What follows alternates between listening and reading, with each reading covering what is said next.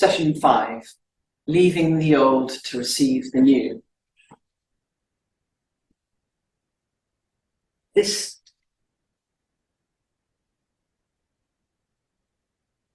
you're writing something, a story, about a woman who spends most of her time in one place, going pretty much nowhere, and not doing very much, the challenge is to make that dramatic. And when I was doing various interviews related to I, Julian, when it was published, a question that came up quite a bit was, wasn't she bored? And so that, I mean, she wasn't. And if you are intent on an interior life, it honestly is anything but boring, as probably most of you know. I remember the monastery at Murfield, where I go on retreat in Yorkshire, the then superior said he was asked about being bored as a monk because you do the same thing every single day, so surely it was boring. And he said, you know that film African Queen? He said, it's like that, only worse.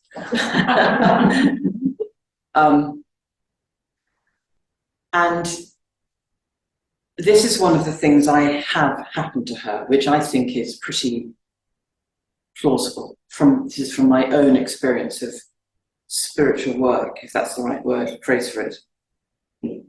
So she's entered her cell. She's been there for about 3 years.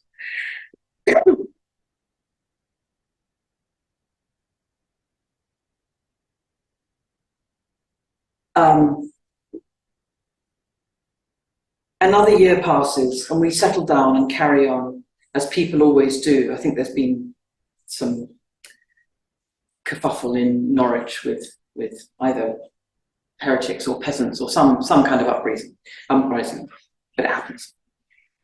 Another year passes and we settle down and carry on as people always do. I am glad that my tranquility and my chosen way of life have not been unduly shaken by the world's unrest. I hear word that the abbess has died, and I pray diligently for her soul, but I do not miss her. I think I have learned all I needed from her. I am settled in my cell and at peace with my calling. My days are measured and undemanding, and I say this now, Thomas, with the clearer vision of distance, smug. Superior. Superior as those who seek counsel visit, and I am able to advise well and see them depart consoled. Superior as I pray so unceasingly in my cell, and hear the sounds of the people only once a day. Superior as I pray so unceasingly in my cell, and hear the sounds of the people only once a day coming into the church for holy office. Superior as I hear Father Robert say the Mass in his correct, unlively manner. Superior as the dimpled, shallow stutter of public prayer trips uncertainly along beside the deep, unruffled, calm flow of my own private prayer. Superior as I hear the people rustle back out of our church to their busy lives, their troubled lives, and I, glad they have taken their noise with them, continue to meditate in the prevailing quiet. Superior, even when there is undue chatter outside my cell, which irritates me deeply. This should have been a clue, Thomas, a warning. And I think of the inconsiderate people who are heedless of the hermit and her prayer, which they are disturbing. And I think I will pray for them, but that does not stop the voices irritating and disturbing me. They should be quiet or go away. But the noise always does pass eventually, and I return to my tranquil prayer. For I have chosen Mary's part, the good part, the most important part, have I not? And it shall not be taken from me. I am a fool. A religious man, Gavin, a youth known for his holiness of life, comes to me for counsel, or so he has claimed to Alice, my maid. His face appears at the external window, his cheekbones standing proud in his gaunt face, blue eyes pale as water, thin hair the colour of sand, pointy nose adrip. He looks weak, he sounds weak, his voice is unpleasantly high-pitched as he names himself Gavin. and I nod with condescension, ready to hear his need. But his eyes are accusing, boldly fixed upon mine. He does not speak of his troubles. His first question hits me with force. It is so unexpected. In a voice that grates and squeaks, he says, "How do you know your faith is true, daughter?" My faith? I am thrown. Before I can answer, he continues, "Are your prayers valid?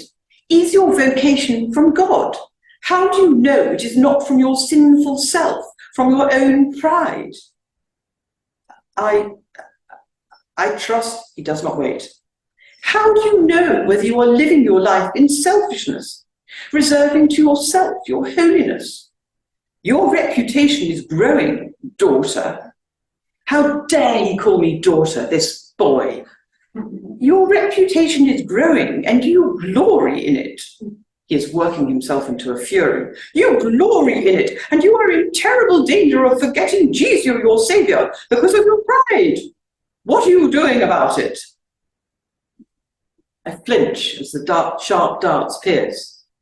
Doubt floods my being, and I have no protection against him as he questions me and further questions me. Somewhere within, I understand that his accusations are against himself, and he is casting from him the deep fear that he may be mistaken in his vocation by seeing the same fear in others, in me. But that does not stop the darts of his furious questions piercing me, and I cannot gather my thoughts to respond. I weep. My tears enrage me as I weakly protest. I know I'm unworthy. I am tempted, subject to pride. Yes, I do feel pleased with how I am regarded, but I know these dangers. I am trying not to be subject to them. I try to remember my Saviour, Jesus. Feeble, inarticulate protestations, as though Gavin were my confessor, but he is not. He is a sad creature with a brittle, unkind voice, weakness hiding behind aggression. He knows nothing of my life, and he is a spiritual infant. And yet I am debased, utterly embarrassed and humiliated by this weedy man. He is pathetic. Why can I summon no power to withstand him? When he is gone, I draw the curtain and sit still, stunned by how quickly and completely my peace has been destroyed by this Gavin. His motives are suspect, his intention distorted, and I should not be troubled, but he has reached unerringly into my unsteady soul as though he knows it is there, lurking behind my tranquil exterior.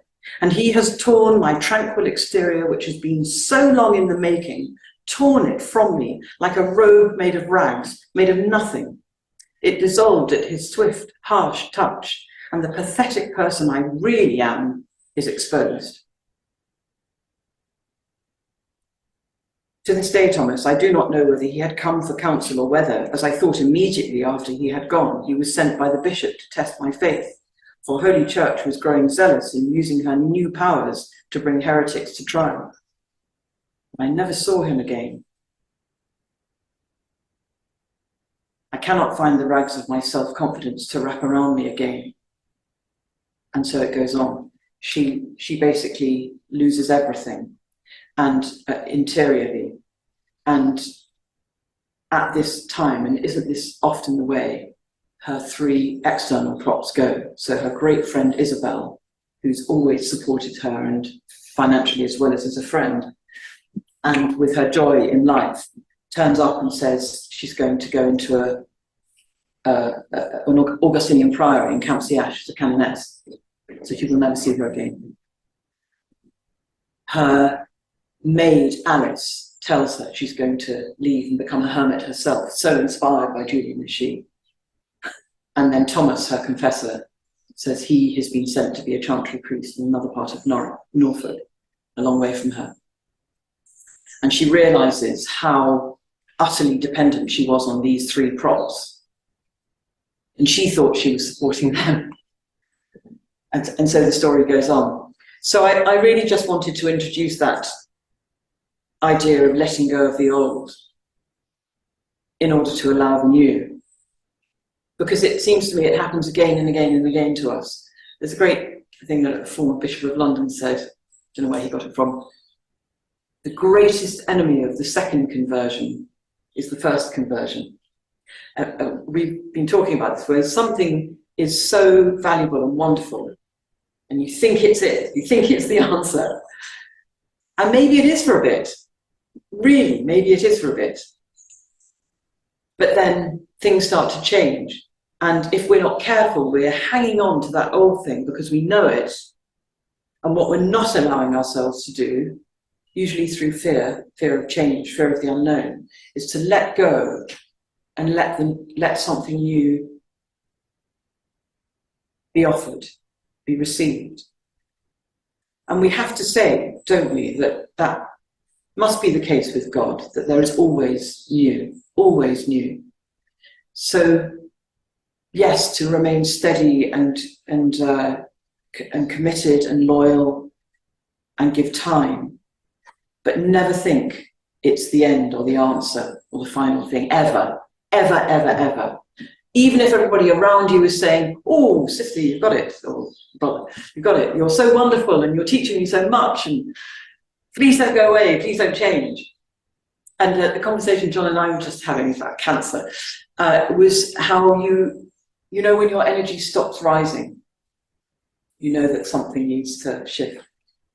And she says, Julian says, I so often I have had to allow, something has to die and then something new happens, but I hang on to the dead thing because it seems so valuable, like the life of an anchoress. I hang on to it, I hang on to it. I've invested so much in it. How can I let go? And then just having to let go because it's like a corpse. And then what happens? What happens next? And you don't know what happens next.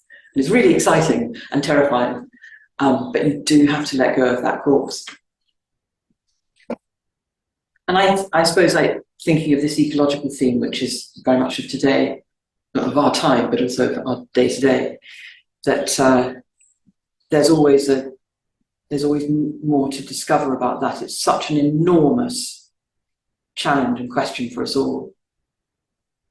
And being open to imagine, to vision what has hitherto not been seen. The rule books won't work that we've had, they won't work.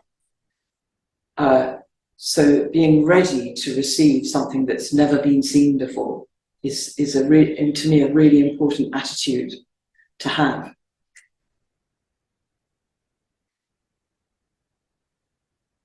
So what I propose now is that we don't have a meditation, but we just talk to each other, because we haven't had that much time to talk to each other, and that lots has been happening in the last session, and